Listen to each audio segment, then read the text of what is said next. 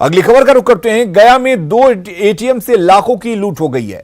पहली घटना डोभी के चतरा मोड़ के पास पीएनबी के एटीएम से हुई, जिसमें लग्जरी कार से आए 2 अपराधियों ने गैस कटर से एटीएम को काटकर 13 लाख लूट लिए और चलते बने। कार से गैस कटर निकालकर जाते 2 अपराधियों का फुटेज बगल के पेट्रोल पंप के सीसीटीवी में रिकॉर्ड हो गया। वहीं यहां से 13 लाख की राशि लेने के बाद इन्हीं अपराधियों ने शेरघाटी के जीटी रोड के बगल में एक एक्सिस बैंक के एटीएम को गैस कटर से काटना शुरू किया, जिसके बाद एटीएम में आग लग गई और उसके बाद एटीएम समेत नोटों का बंडल जल गया। दोनों मामले में सीसीटीवी फुटेज के आधार पर अपराधियों की शिनाख्त कर पुलिस टीम छानबीन में जुटी है। बिहार में बीते कुछ दिनों के दौरान बैंक लूट की कई वारदात हुई है। बेखौफ अपराधी बैंक को अपना निशाना बना रहे हैं। वहीं लूट की बढ़ती घटनाओं के बावजूद पुलिस की लापरवाही नजर आ रही है और पुलिस की कार्यशैली पर सवाल उठ रहे हैं। बक्सर में वो महदह में वो बहुत ही सुनसान जगह पे 4.5 लाख रुपया वहां से ले गए हैं लोग। उस केस का भी उद्भेदन हो जाएगा और जो व्यवसायी को एक गोली मारने की घटना हुई है उस केस का भी उद्भेदन हो गया है। बहुत जल्दी अपराधी पुलिस की गिरफ्त में होंगे। बिहार में बैंक लूट की बढ़ती घटनाओं पर सूबे की पुलिस के मुखिया भले ही जो दावा करें, लेकिन हाल की घटनाएं बता रही हैं कि लुटेरे पुलिस से बेखौफ होकर वारदातों को अंजाम दे रहे हैं, जिसकी बानगी है हाल की घटनाएं। 20 मार्च मुजफ्फरपुर में एक्सिस बैंक में 20 लाख की लूट। 22 अप्रैल मुजफ्फरपुर में बैंक ऑफ इंडिया में 13 लाख की लूट। 22 जून पटना के पीएनबी बैंक में दिन दहाड़े 52 लाख की लूट।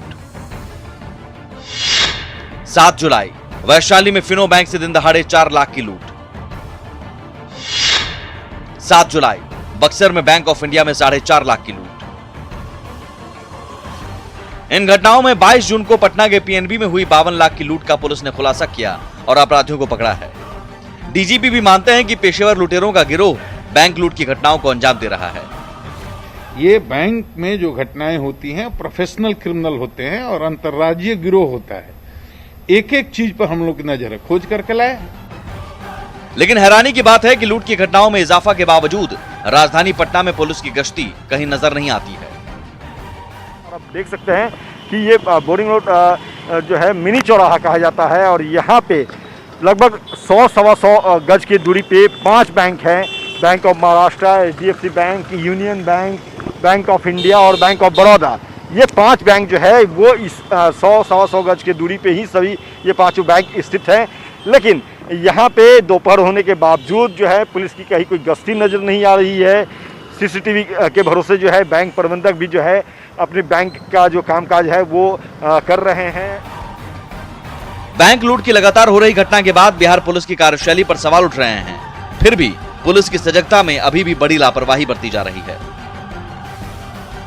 जो सजगता पुलिस घटना के बाद दिखाती है, जो बैंक प्रबंधक घटना के बाद सजग होते हैं, अगर वो सजगता समय रहते ये लोग करें तो शायद बैंक रॉबरी की घटनाएं जो है उसमें कमी देखने को मिली।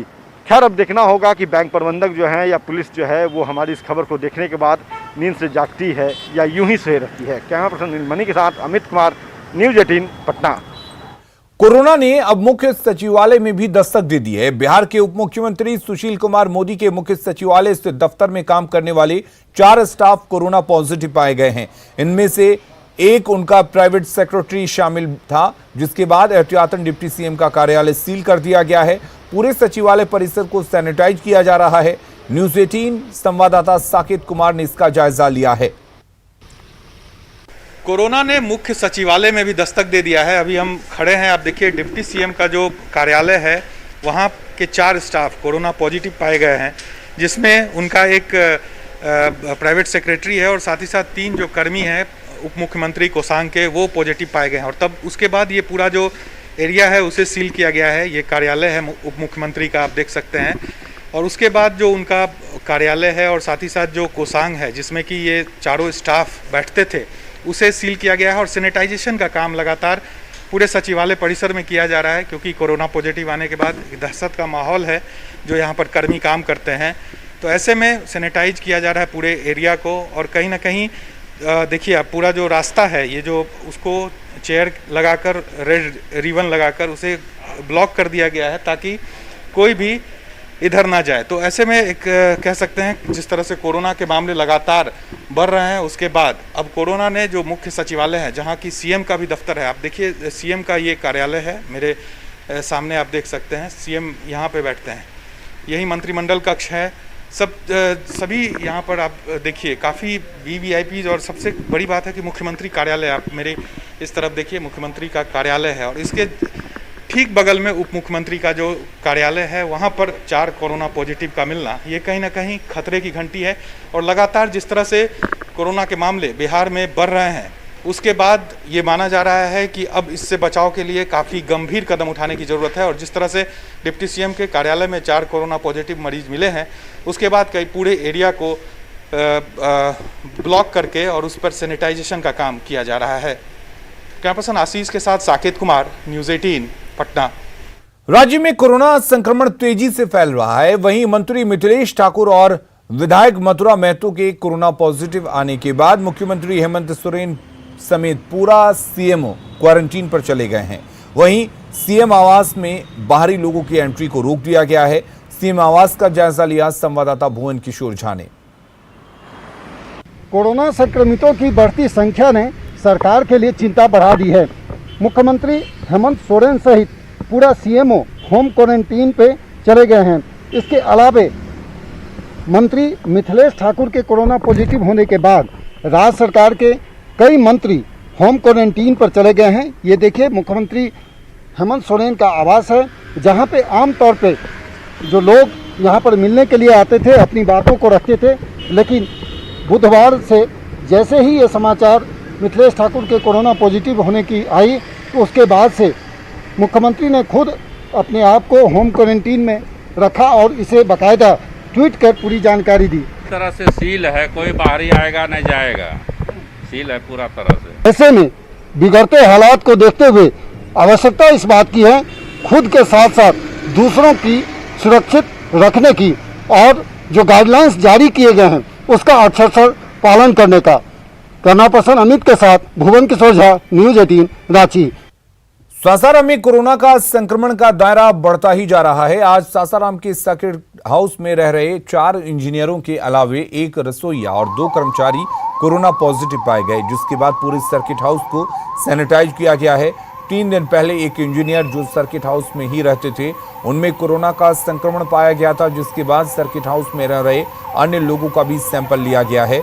जायजा लिया संवाददाता अजीत कुमार ने। कोरोना के संक्रमण का दायरा लगातार बढ़ता जा रहा है और यह कोरोना जो है, इसका संक्रमण जो है सासाराम के सर्किट हाउस तक पहुंच गया है और इस सर्किट हाउस से अब तक 3 कर्मचारी और इसमें रहने वाले जो वीआईपीज हैं, वो टोटल कुल 8 लोग जो है अभी तक यहाँ पॉजिटिव हो चुके हैं। और लगभग जितने भी यहाँ कर्मचारी हैं और इसके अलावा जो भी यहाँ पे कर्मी हैं, तमाम सब लोगों का यहाँ पर सैंपल लिया गया है और उसकी जांच लगातार की जा रही है।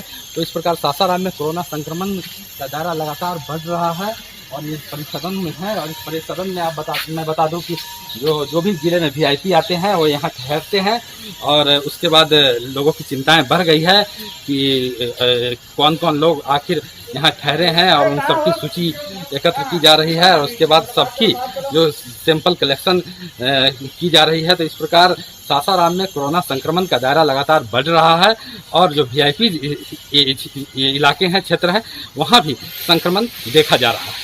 अजीत कुमार, न्यूज़ 18 सासाराम। सरकार की ओर से श्रमिक स्पेशल ट्रेन का परिचालन बंद कर दिया गया है, पर दूसरे प्रदेशों में कोरोना बंदी से परेशान बिहारी मजदूरों का वापस अपने घर आने का सिलसिला लगातार जारी है। गया जंक्शन पर सैकड़ों मजदूर अलग अलग ट्रेनों से वापस आ रहे हैं। स्टेशन परिसर में मजदूरों से बात की हमारी संवाददाता रुचौरसिया ने। सरकार की तरफ से श्रमिक स्पेशल ट्रेन बंद कर दी गई है, लेकिन दूसरे प्रदेशों से श्रमिकों का आना लगातार जारी है। और देख सकते हैं कि ये गया स्टेशन परिसर की में भीड़ है जो दूसरे प्रदेशों से आए हुए हैं। ये जो आपको भीड़ दिख रही है, ये हरियाणा से आए हुए हैं और ये सारे लोग ईंट भट्ठा पे काम करते थे। करीब 1 से 2 महीना पहले ही इनका काम जो है वो बंद हो गया, लेकिन आने का कोई साधन नहीं था, इसलिए ये लोग वहाँ फंसे हुए थे। जब साधन मिला है तो ये लोग यहाँ आए हैं। किस तरह की परेशानी हुई है और अब ये क्या करेंगे, इनसे बात करेंगे। अच्छा, कहाँ रहते थे और रहते में रहते थे, गामड़ी में रहते थे जी, गोहाना में। अच्छा, क्या करते थे? ईंट पाते थे। वहाँ क्या दिक्कत हो रही थी? वहाँ दिक्कत हो रही थी कि लॉकडाउन लगने की वजह से वहाँ पे खर्चा उर्चा भी नहीं दे रहा था, और भट्ठे मालिक ने कम से कम 2 महीना वहाँ पे बैठा के रखा था। वो बोल रहा कि जाओ, तुम्हारा ठेकेदार लाया, तुम्हारा ठेकेदार समझेगा, तू अपना बिहार वापस जाओ।